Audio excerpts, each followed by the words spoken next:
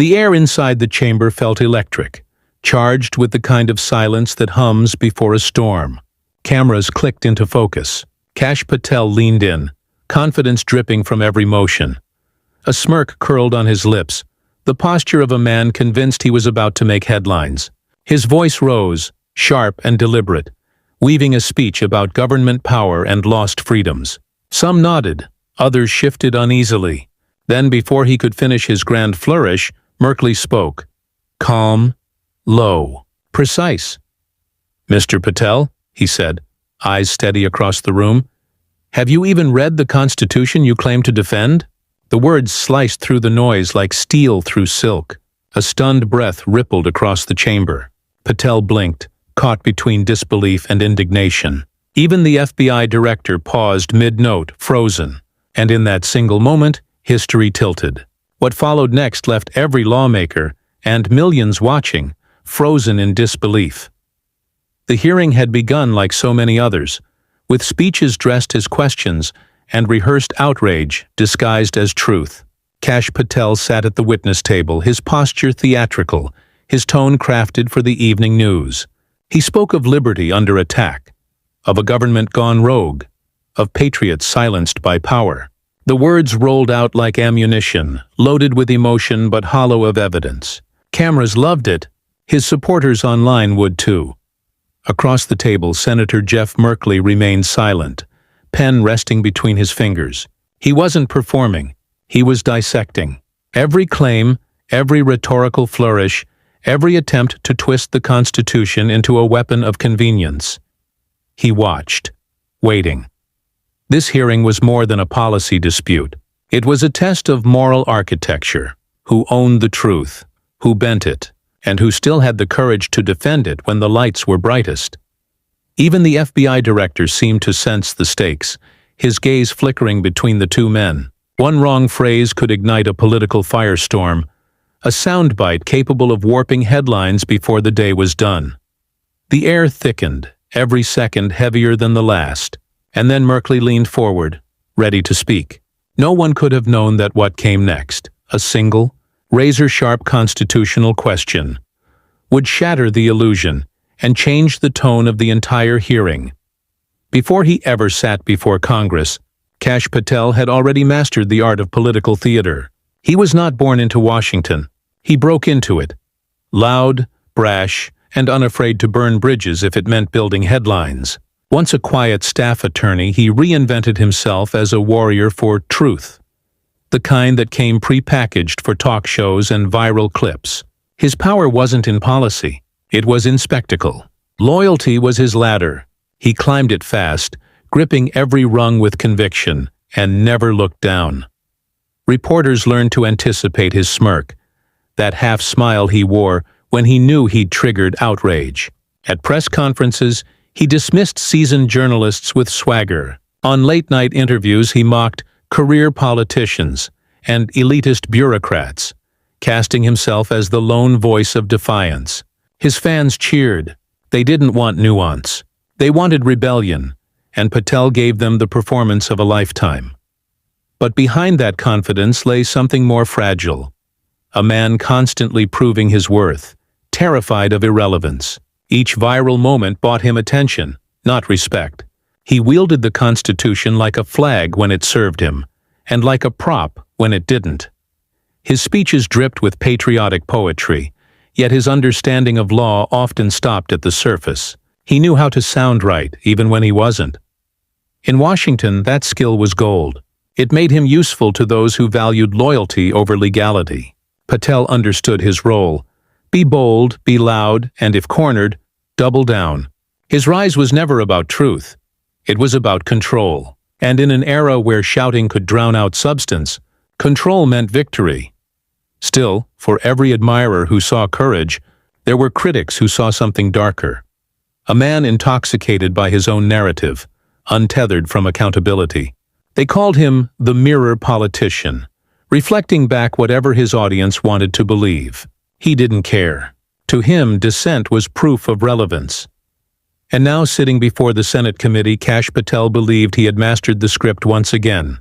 The cameras were rolling, the crowd attentive, the stage his. He leaned into the microphone, his trademark grin forming, ready to deliver another headline.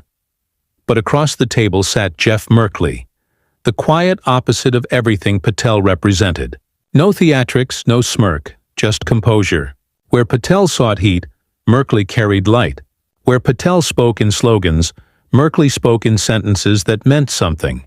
One man built a following, the other built understanding. And that difference, invisible to most, was about to become fatal to Patel's confidence. Because when the noise of performance collides with the stillness of principle, one always cracks. Patel didn't see it coming. His smirk stayed, but his certainty began to fade the moment Merkley lifted his eyes from the page. But when Merkley finally spoke, it wasn't a rebuttal. It was a dismantling. Jeff Merkley was never built for spectacle. He didn't crave the spotlight or the soundbite. He craved understanding. Colleagues said he read bills like a surgeon studies anatomy. Every clause, every comma, every cross-reference. While others skimmed summaries, Merkley traced origins, asked why, and dug until he found what the public wasn't meant to see. He wasn't the loudest voice in the room, but he was the one that made the loud voices pause. His journey began far from the marble halls of Washington. Small Oregon towns, creaky floors of community centers, folding chairs lined in uneven rows. He had stood before farmers, teachers, immigrants, and factory workers, listening more than he spoke. To him, public service wasn't performance. It was stewardship. Every handshake was a promise that government could still mean something decent, something fair. Those early town halls shaped him. They taught him that power must answer to the people who feel its weight, not those who flaunt its privilege. It was there he began carrying the small worn copy of the Constitution that would never leave his jacket pocket. Not as a prop, but as a compass. Its pages were creased, underlined, and annotated. Not for show, but for constant reminder. He once said, "You cannot defend what you don't truly understand." That belief defined his every exchange. Merkley was calm but never passive. His restraint came from discipline, not weakness. In the Senate, when tempers rose and egos swelled, he was often the still point around which the chaos turned. His words came measured, backed by fact, but carrying a quiet moral weight that even his opponents respected, or feared. When he spoke about justice, it wasn't abstract. It was rooted in faces he'd seen, in families who had lost homes, in veterans who'd fought for a promise they barely recognized anymore. For Merkley, democracy was not an argument to be won. It was a trust to be kept. That's why when men like Patel turned politics into theater, Merkley's silence was not submission. It was preparation. He understood the cost of truth. He knew that in a time of noise, calm could sound like defiance. So as Patel spoke with swagger and certainty, Merkley's patience wasn't passivity. It was precision. Every smirk, every exaggeration, every distortion, he logged it, quietly building a case not for himself, but for the principle that had guided him his entire career. Accountability must always outlast arrogance. And on this day, that principle was about to be tested in full view of the nation. Cameras might have loved Patel's showmanship, but history, Merkley believed, would remember substance. He wasn't preparing to debate. He was preparing to restore balance, to remind Congress what truth actually sounds like. And that integrity would soon collide head-on with Patel's bravado, in front of the entire nation. The moment the floor opened, Patel pounced. His voice thundered across the chamber, declaring that federal agencies had weaponized the Constitution against the American people. He spoke of shadow powers, of liberties under siege, of bureaucrats drunk on control. The words were dramatic, rehearsed, almost cinematic. Some in the gallery nodded, drawn to the emotion. Others frowned, sensing performance over proof. Cameras zoomed in, catching every sharp gesture, every rising note. Through it all, Merkley sat motionless, posture steady, eyes locked. When Patel finished his crescendo, Merkley spoke with disarming calm. "Mr. Patel," he said evenly, "you've made strong claims. Could you tell this committee which clause of the Constitution authorizes the abuses you describe?" Patel blinked. He smiled tightly, pivoted into another flourish about freedom, about overreach, about patriots standing up. Merkley didn't flinch. "That's rhetoric," he said. "I asked for law." A soft murmur rippled through the room. The FBI director looked up, watching closely. Patel tried again, louder this time, stringing together words meant to sound legal. Merkley waited for him to finish, then repeated, slower now, each word deliberate. "Show us the clause." The confidence in Patel's voice began to crack. His sentences stretched thinner, his certainty less certain. The tension thickened until even the camera crews seemed to stop breathing.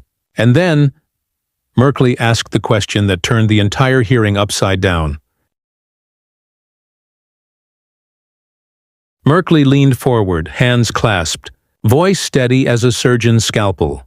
"Mr. Patel," he said, each syllable deliberate, "can you cite one section of the Constitution that grants any official, including yourself, the authority to redefine oversight as obstruction?" For a split second, no one breathed. Patel blinked. Once, twice. The sound of a camera shutter sliced through the silence. Well, Senator, that's not the point," Patel stammered, forcing a grin that didn't reach his eyes. "What we're talking about is the broader issue of—" Merkley didn't move. His tone remained calm, but his words carried weight. "No, Mr. Patel. The issue is your claim. You said the Constitution was being weaponized. I'm simply asking, which clause?" The murmurs returned, low, rippling, electric. Patel's lips parted again, reaching for a lifeline that wasn't there. It's about the intent of the founders, Senator. The separation of powers." Merkley's interruption was surgical. Intent is interpretation. Law is language. The Constitution is not a mirror for emotion. It's a framework for accountability. So again, which clause? The crowd shifted. Even the clicking of pens stopped. Patel's shoulders tensed. He glanced toward the FBI director as though expecting support. But the director only stared back, expression unreadable. Merkley's voice dropped lower, slower. "You can't, can you?" Patel's jaw tightened. "That's not fair." Merkley leaned in. "What's unfair is pretending patriotism is a substitute for proof." The words landed like a gavel. A quiet gasp escaped from somewhere in the back row. Then Merkley did something unexpected. He reached for the printed copy of Patel's statement, lifted it slightly, and read it aloud, line by line, correcting each false interpretation as he went. "This claim," he said, tapping the paper, "misquotes Article 2. This one? It omits the last 5 words of Article 1, Section 9, the part that limits executive privilege. And this one," he paused, "this one rewrites history." The room froze. Patel's expression hardened, but his silence said more than words ever could. Then, the camera caught it. The FBI director exhaled, a slow, audible breath. He adjusted his microphone. "Senator," he began carefully, "I think it's important to clarify. The Constitution's limits apply to all of us. No exceptions." The statement hit like thunder. Gasps erupted across the chamber. Committee members leaned in. A reporter whispered, "Did he just—" Yes, he did. The director had just sided, publicly, with Merkley's interpretation. Merkley's eyes didn't flicker with triumph. He only nodded once, calm, resolute. "Thank you, Director. That's all I needed to hear." For several seconds, no one spoke. The air felt charged, heavy with the awareness that something irreversible had just happened. Patel sat motionless, lips pressed thin. Cameras zoomed in on his face, the look of a man realizing that his script had turned to ash. And as Merkley leaned back in his chair, the room's noise returned in waves, whispers, rustles, the hum of chaos reforming after shock. But above it all, one truth lingered, unshakable, undeniable. Reason had just defeated rhetoric. But the shockwaves of that single exchange were only beginning to spread. Within hours, the moment detonated across the nation. Clips from the hearing flooded TikTok. YouTube and X. The exact instant Merkley asked, "Which clause?" Looping endlessly, accumulating millions of views before midnight. The hashtag Merkley moment trended #1 nationwide. Users posted side-by-side memes. Merkley's calm stare versus Patel's frozen blink. Captions reading, "When facts meet fiction." Cable news ran the replay every 30 minutes. CNN called it a masterclass in constitutional clarity. On MSNBC, anchors paused mid-analysis just to admire the precision of Merkley's tone. No theatrics, no shouting, just pure command of truth. Even Fox News, reluctantly, admitted it was a devastatingly effective moment. Political analysts dissected every frame. Some highlighted the symbolism. One man wielding the Constitution as a shield, another trying to use it as a sword. Commentators on podcasts called it the return of adult supervision in American discourse. Meanwhile, Patel's stumble became late-night comedy gold. Talk show hosts mimicked his nervous grin. TikTok creators layered dramatic music over his silence. The internet had declared its verdict, and it was unanimous. But amid the noise, one clip stood apart. The FBI director's line, replayed on every network. "The Constitution's limits apply to all of us. No exceptions." It echoed like a national reset button. Commentators said it reminded Americans that truth still holds weight when someone has the courage to say it aloud. Even Merkley's political rivals texted journalists privately. He didn't just win that hearing. He reminded the country what accountability sounds like. For a fleeting moment, something rare happened in American politics. People from both sides paused, not to argue, but to listen. The nation felt it, a collective breath of clarity after years of noise. Yet beneath the applause, a deeper question began to rise. What does this moment truly mean for America? In the end, it wasn't about Jeff Merkley or Kash Patel. It wasn't even about the FBI director or the cameras that captured every flicker of silence. It was about something older, deeper. The living heartbeat of the Constitution itself. For a brief moment, beneath the fluorescent glare of political theater, the nation was reminded that its founding document is not a prop. It is a promise. Merkley's victory was never personal. It was civic.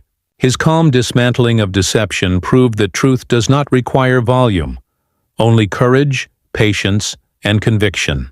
While others shouted to be heard, he listened to understand, and when he finally spoke, the power of his words lay in their restraint. He showed that patriotism is not about wielding power, but about respecting limits. It's not about winning arguments, but about honoring the principles that make arguments possible. In an age of outrage, he demonstrated that real strength still lies in composure. Real leadership still sounds like clarity, not noise. That day, Merkley didn't just silence a provocateur. He rekindled something rare. Faith in reason, in law, and in the quiet force of accountability. And as history will remember, it wasn't noise that saved the truth. It was calm clarity. One question. That was all it took. In a room filled with bluster and posturing, a single line of quiet constitutional courage changed everything. Kash Patel came prepared for a fight. Jeff Merkley came prepared with the truth. And in that still moment, as his words cut through the noise, the balance of the conversation, and perhaps the country, shifted. Because courage doesn't always roar. Sometimes it simply asks the right question at the right time. So the next time you hear someone shout about freedom, about patriotism, about defending the people, pause. Ask them, which page of the Constitution are you really defending? Moments like this remind us that democracy isn't sustained by spectacle. It's sustained by scrutiny. It lives in the questions we dare to ask, the facts we demand, and the calm voices that refuse to surrender truth to noise. If you believe in that kind of courage, in clarity over chaos, then subscribe, share, and keep this conversation alive. Because democracy survives only when we dare to ask better questions.